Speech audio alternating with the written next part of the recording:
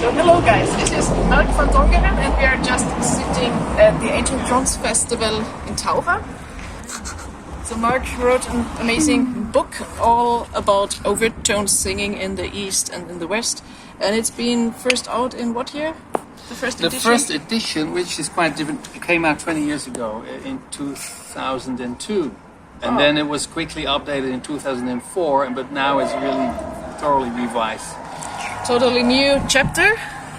And also many chapters new. No, well, the chapters have been extended quite a few, and some more than others, and everything has been rewritten, and everything has been rechecked, and quite a bit of updates, because so many things have changed in these 20 years. Really, it's like so much started happening in the overtone singing field, due, amongst other things, to the internet, which of course you know everything about.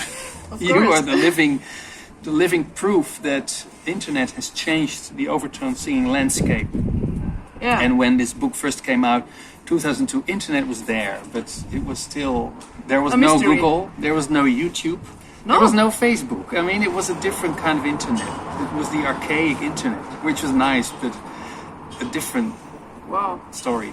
Yeah. Amazing. Yeah. So what is all in this book that people can learn about in overtone singing? Well, it's got 5 parts. So it starts with physics for the people who want to know how you do this singing and how it works, these overtones, and why we don't hear them usually. So this is the physics part? Yeah.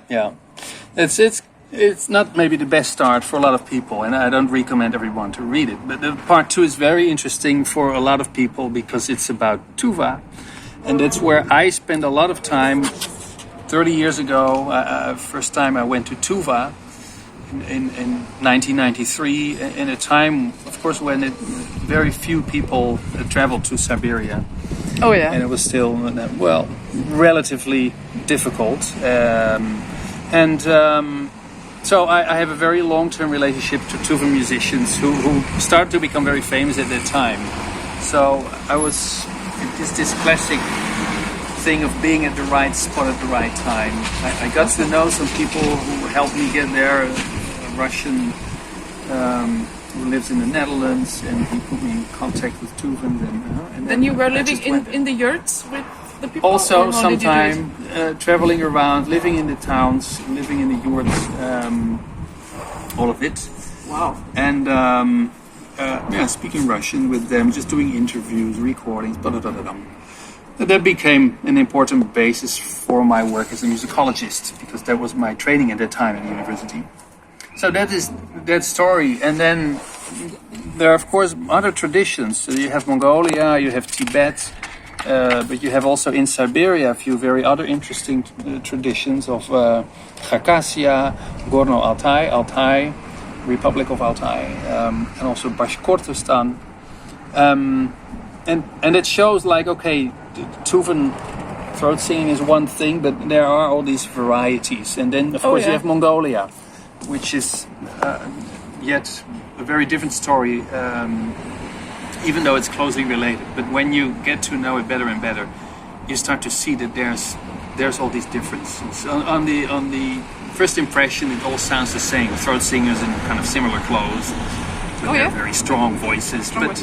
But when you learn about it, you see, that's Mongolian singing. Don't confuse that with Tuvan singing. So you start to figure out all these things. And all the styles of the different Central Asian techniques. Yeah. You write a lot about the styles.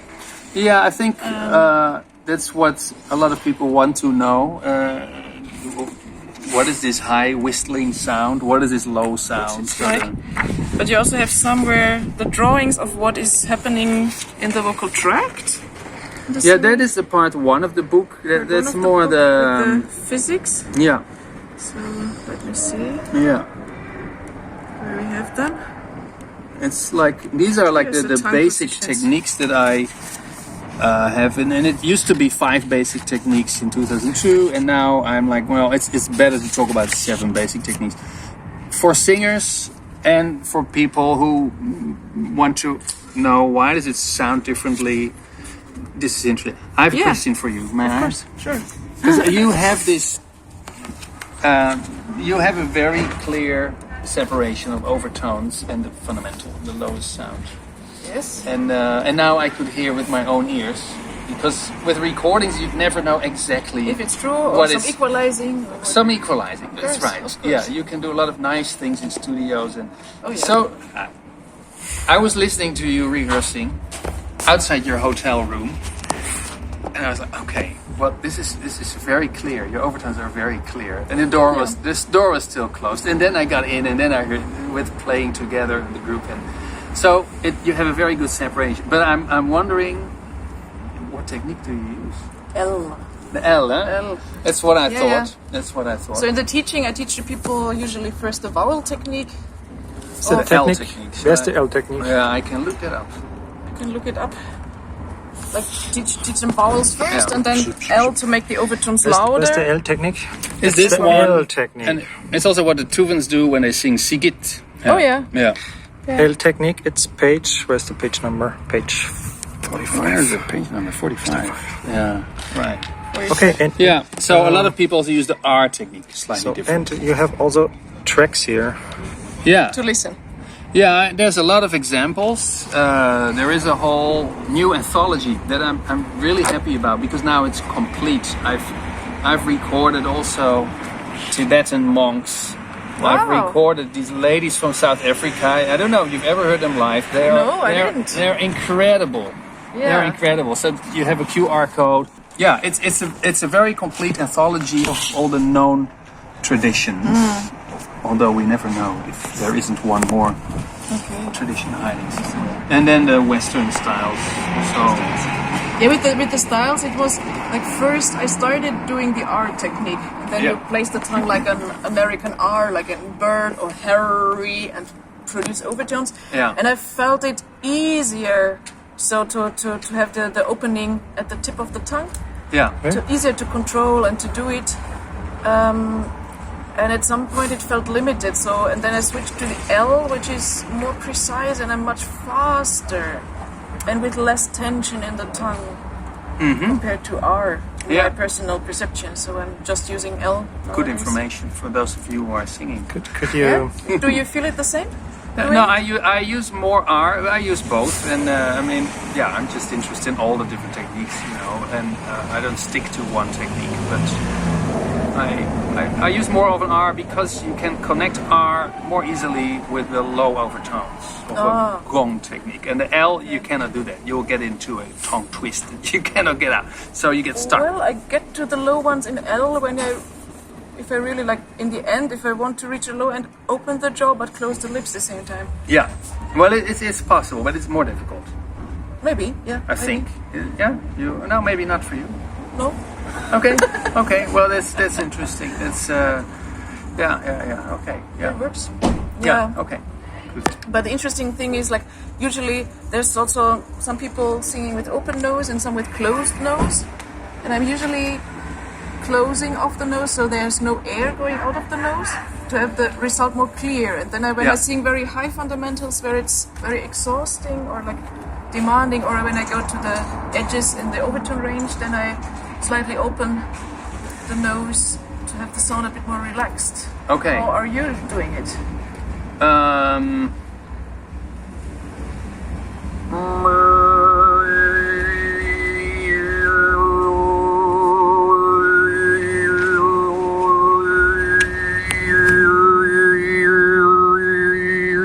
Same. Pretty close nose, yeah? Same thing.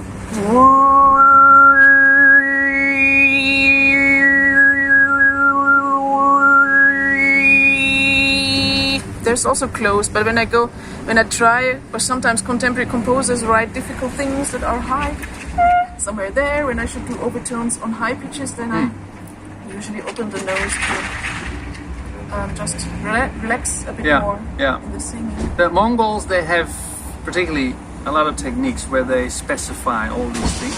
Tuvan a bit less. The Sigit is also. Oh, it's been a while.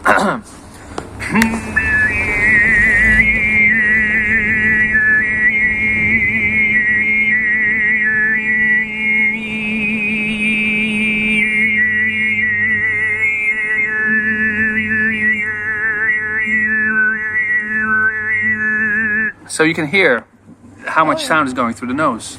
Yeah, a bit. Because if you close it, the sound is different. Okay, yeah. And if you close it and the sound is the same, it means all the sound is going out of the mouth. Can you show a little bit different techniques of the Like ancient the- styles, how they sound differently?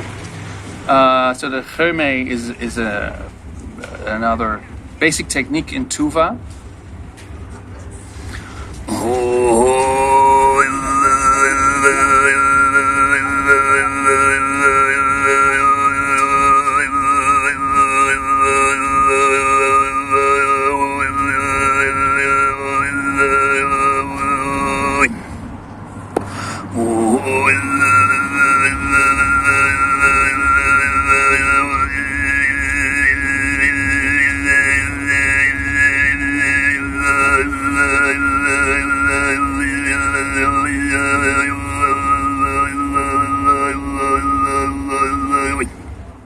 That's enough for now.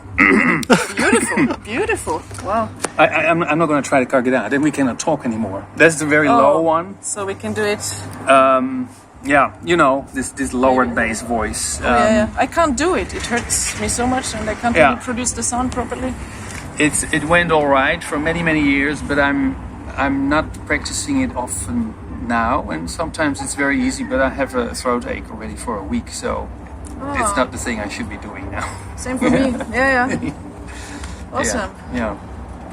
And there's also lots about the history of OVERTONE. Yeah, this is all the traditions, and I think, when I started writing this book, you know, I was like, I noticed there's a lot of people that they like the Tibetan stuff or they like the Tuvan stuff, but they're like, oh, this Western OVERTONE singing is just not interesting. But then I was doing that actually a lot myself, and I was interested in that, and I look into this history, and Stockhausen, everyone knows it started with Stimmung, but then I found out there's Lamontiong who's done something before that, and so I like to figure that all out, and so I wrote up how it happened. How it happened. The short historic overview of how it evolved, and that's very interesting. There's so many interesting artists, and you can imagine that changed a lot in the last 20 years. And well, I could add really only a few of the names,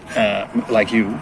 Okay. And not I am in the book. Not everyone. You're in the book. Put me in the book, and I'm even on the back cover of the book. Back cover. Yeah. On the back cover. And here it's me. Oh. Yeah, that's about you. Oh yeah. And Oops. Yes. Oh. Yeah. Here it's about me on page 266 or something. 266. we don't sell any pages separately. I have to say, I'm very sorry about that. Very sorry. Yeah. But you can look at the back cover. There's one sentence here. Recommendation. But Also from Timothy Hill, who's from the Harmonic choir. They were really the pioneering choir. Started in 1975 with David Hikes, and cool. he was part of that very early on when he was 17 years old or something. He started, and he said some very nice. I mean, a lot of people have contributed in different ways and saying interesting things. awesome. So this book is very, very recommendable, and basically you should buy 2 of them because it's worth to read first the one and then the second again, and you will learn even more when you read 2. Or give to your friends. But we have a study, and after that, it goes to the meditation and the healing and the therapeutic, spiritual aspects. That's chapter 4. Chapter 4. And then the chapter 5 is, I felt like, okay, I'm taking everything apart, but how does it all make sense together? And then you see, like, okay, you cannot really separate all these things, and that's my kind of how I see everything together, and that also changed quite a bit every time I rewrite it, because and I think it's more critical now and more interesting now. Can you maybe rewrite that one for me and write something Rewrite into the book? Yeah, sure. For me? Okay, yes. Thank you. Where do you want it? I don't know where does it make most sense? Well, you can have this is to the Tuvans, and in memory of Michael Vetter and Trang Quang Hai, you can have it there, or you can have your own page, here or there. There's beautiful Here. blue one. The blue, eh? Most special page in blue. Yeah.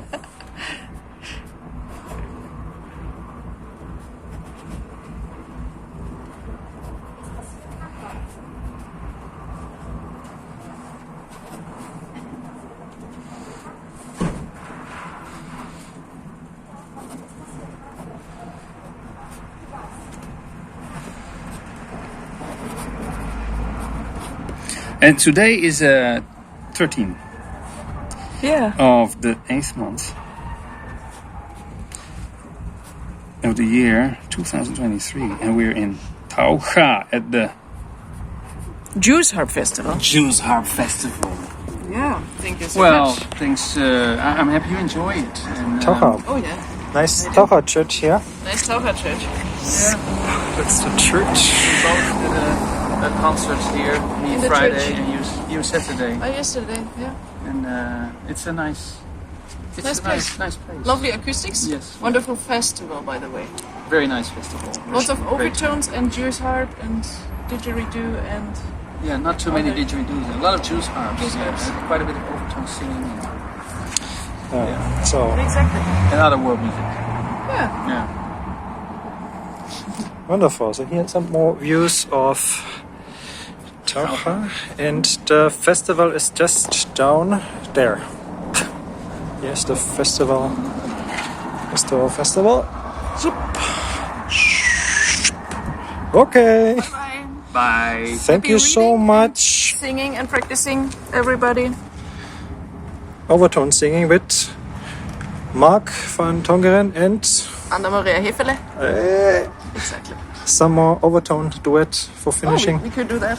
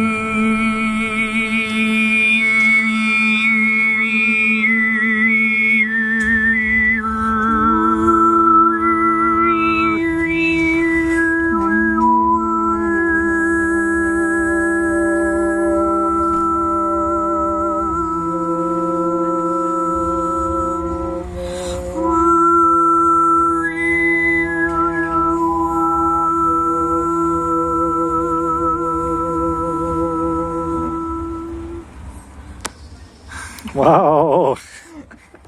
Thank you. Thank you. Thank you.